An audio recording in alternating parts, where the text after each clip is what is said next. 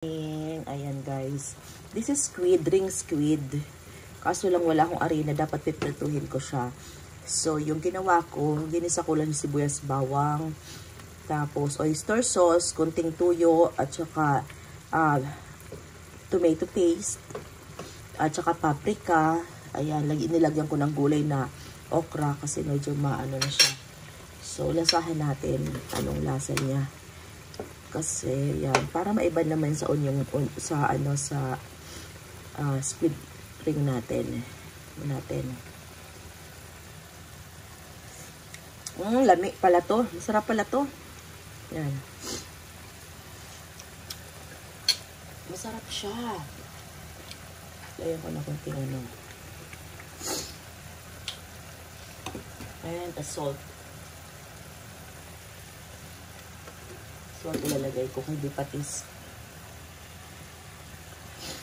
Ayan. Diba? Ang tsamba pala ay masarap na tsamba. Sabagay pusit kasi. Pag pusit, masarap kahit anong luto. Malasa. Paano ko lang ng konti ang sabaw. Nagugustuhan to ng mga bata, guys. Patry nyo to. Ayan. Luto na siya.